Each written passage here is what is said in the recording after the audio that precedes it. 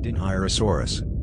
Dinheirosaurus is a genus of diplodocid sauropod dinosaur that is known from fossils uncovered in modern-day Portugal. It may represent a species of Supersaurus. The only species is Dinheirosaurus laurinionensis, first described by José Bonaparte and Octavio Mateus in 1999 for vertebrae and some other material from the Laurinia Formation. Although the precise age of the formation is not known, it can be dated around the early Tithonian of the late Jurassic. The known material includes 2 cervical vertebrae, 9 dorsal vertebrae, a few ribs, a fragment of a pubis, and many gastroliths. Of the material, only the vertebrae are diagnostic, with the ribs and pubis being too fragmentary or general to distinguish Dinheirosaurus. This material was first described as in the genus Lauriniasaurus, but differences were noticed, and in 1999 Bonaparte and Mateus redescribed the material under the new binomial Dinheirosaurus laurinionensis. Another specimen, ML418, thought to be Dinheirosaurus, is now known to be from another Portuguese diplodocid. This means that Dinheirosaurus lived alongside many theropods, sauropods, thyreophorans and ornithopods, as well as at least one other diplodocid. Dinheirosaurus is a diplodocid, a relative of Apatosaurus, Diplodocus, Barosaurus, Supersaurus, and Torniaria. Among those, the closest relative to Dinheirosaurus is Supersaurus. Discovery and naming. ML414 was first uncovered in 1987 by Mr. Carlos Anunciação. He was associated with the Museo de Lourinhã, and after the excavations which lasted from the time of discovery until 1992, the specimen was then moved into the museum, and catalogued under the number 414. Dantas et al. Preliminarily announced ML414 as soon as the excavations were complete. To remove the fossils from the surrounding rock, a bulldozer and tilt hammer were needed. The fossils were situated at the top of a coastal cliff, and once removed, were shipped to Lourinhã in 2 blocks with the help of a crane. A year before being described as a new taxon, Dantas et al. Assigned ML414 to Lauriniasaurus alenquerensis, previously grouped under Apatosaurus. José Bonaparte and Octavio Mateus studied the material of Lauriniasaurus, concluding one specimen, under the name ML414, to be more closely related to diplodocids of the Morrison Formation, and thus warranting a new binomial name. This new species was described as Dinheirosaurus laurinionensis, with a full meaning of Portudinheira lizard from Lourinhã. Dinheirosaurus material included vertebrae, ribs, partial pelvis, and gastroliths. The vertebrae were certainly from the cervical and dorsal regions, and are articulated. The 2 cervicals are not greatly preserved, although the 12 dorsals are articulated and in good condition. Other vertebral material includes 7 centra that are fragmentary and a few neural arches, which are unattached. 12 dorsal ribs are preserved, as well as some appendicular elements. David Weissampel et al. Did not recognize all the material as belonging to Dinheirosaurus, and only found 9 dorsals in the holotype, while also misinterpreting the pubis as a limb fragment. They also incorrectly stated that it was found in the Camadas de Alcobaça Formation. Another pair of vertebrae, under collection number ML418, was originally assigned to Dinheirosaurus by Bonaparte and Mateus, but is now considered to be a distinct new unnamed genus of diplodocid. Description: Dinheirosaurus was an average-sized diplodocid, and had an elongated neck and tail. The main features of the genus are based on its vertebral anatomy, and multiple vertebrae from across the spine have been found. In total, Dinheirosaurus would have had an approximate length of 25 meters, 82 feet. The animal is not known well from non-vertebral material, currently only consisting of partial ribs and a fragment of a pelvis. One of the ribs attached to the cervicals, and is quite fragmentary. It is elongated, although that might be a feature of distortion. Also undescribed by Bonaparte and Mateus are a set of thoracic ribs. 2 ribs are from the left side of the animal.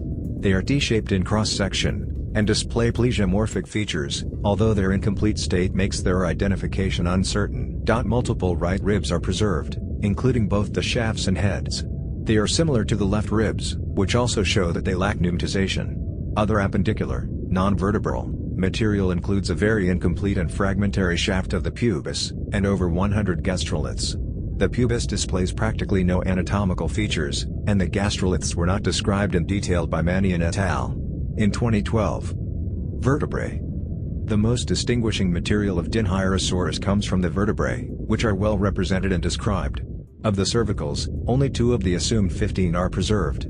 According to Bonaparte and Mateus, 1999, the cervicals would number 13 and 14. Apparently cervical 15 was lost during the excavation and removal of the holotype and only specimen of Dinheirosaurus. As of the original description, the 13th cervical was only prepared on the lateral ventral portion. The length of the centrum is 71 cm, 28 in, and the 14th cervical is quite similar overall. 63 cm, 25 in, is the total measurement of the 14th cervical's centrum, which is well preserved, complete, and concave along the bottom edge. The knurl of the spine, while compressed from above compared to the cervicals of Diplodocus, is massive, and projects upwards towards its posterior end. A relatively complete series of dorsal vertebrae are known, which number 1 to 7. All of the dorsals, however, are distorted upwards due to their state of preservation. Bonaparte and Matthews, 1999, noted that the position of the dorsals was not certain, and that in fact the first dorsal could have been the last cervical or even the second dorsal. A similar numbering was found in Diplodocus, with the first and second dorsals similar in anatomy to the last and second last cervical. The dorsal vary in length from the 58 cm, 23 in, of the first dorsal to the 25 cm, 9.8 in, of the 7th, 8 and 9th dorsals. Height in the vertebrae is also quite variable, with the shortest height being 51 cm, 20 in, tall to 76 cm, 30 in, tall, increasing from the first dorsal. Classification. Dinheirosaurus is not extremely well known, and as a consequence, its phylogenetic position is not certain. In 2012, during a redescription of the taxon by Philip Mannion et al., it was recovered, in both cladograms, to be sister species to Supersaurus viviani and together forming the most basal diplodocines. A 2012 cladogram, published by Mannion et al., and using a modified matrix of Whitlock, 2011, found that Dinheirosaurus was more primitive than Torneria and more derived than Apatosaurus. However, a cladogram from 2014 found that their group was supported, but in fact more primitive than Apatosaurus, and therefore outside Diplodocini. In 2015, Dinheirosaurus loreniensis was considered a species of Supersaurus in a new combination S. loreniensis. Their results are shown below. Previously, Dinheirosaurus was classified within a Diplodocidae excluding Apatosaurus, for the differences anatomically are quite great. Bonaparte and Matthews found that a few features present suggested that Dinheirosaurus was more derived than Diplodocus, but plesiomorphic features also present conclude that they branched separately and Dinheirosaurus is not the descendant of Diplodocus. A 2004 study by Upchurch et al. Found that Dinheirosaurus was an intermediate diplodocoid, along with Cetiosauriscus, Amphicelias, and Loscelosaurus. Paleobiology. As a diplodocid, it is probable that Dinheirosaurus possessed a whiptail. If it did, it is likely that its tail could be used like a bullwhip, with supersonic speed. Being related to both Apatosaurus and Diplodocus, Dinheirosaurus probably possessed a squared snout. This means that it was probably a non-selective ground-feeding sauropod. Digestion. Dinheirosaurus is one of relatively few sauropods for which gastroliths were found obviously alongside the type specimen. In 2007, an experiment using Dinheirosaurus, Diplodocus, equals Seismosaurus, and Cetirosaurus tested if sauropods used their gastroliths in an avian-style gastric mill. The analysis took into account that among the hundreds of sauropods found, gastroliths are only known from a few associated specimens. Authors chose to use the three sauropods with the most associated gastroliths, Dinheirosaurus, Diplodocus, and Cetirosaurus, because of the large amount of gastroliths found in birds. When birds were typically found to have 1.05% of their body weight gastroliths, the sauropod Diplodocus, which had the highest amount of gastroliths, only amassed a 0.03% body weight. This means that since the other sauropods Dinheirosaurus and Cetirosaurus had less gastroliths to body mass, an avian-style gastric mill is unlikely to have evolved in sauropods, and they instead might have used gastroliths to absorb minerals. Paleoecology.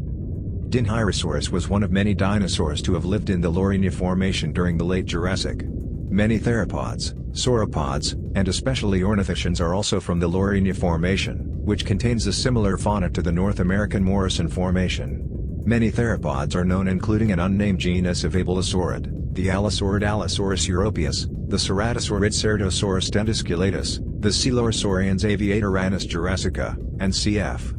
Richard Ostesia, an intermediate theropod, and the megalosaurid Torvosaurus guernii. Sauropods are less common, with only an intermediate diplodocid as well as Dinheirosaurus, the Comerosaurid Loreniasaurus alanquarensis, the Triosaurus biatlanticus, and the Brachiosaurid Lusotitan known. Ornithischians are well represented, with identified remains persisting to Trimacrodon cuneatus, Allocodon quaini, the Stegosaurians Dacentrurus armatus, Miragaia longiculum, and Stegosaurus ungulatus, the Ankylosaurid Dracopultus bizevski, the ornithopods Draconix laureiro, Camptosaurus sp, Philodon henkeli, and cf.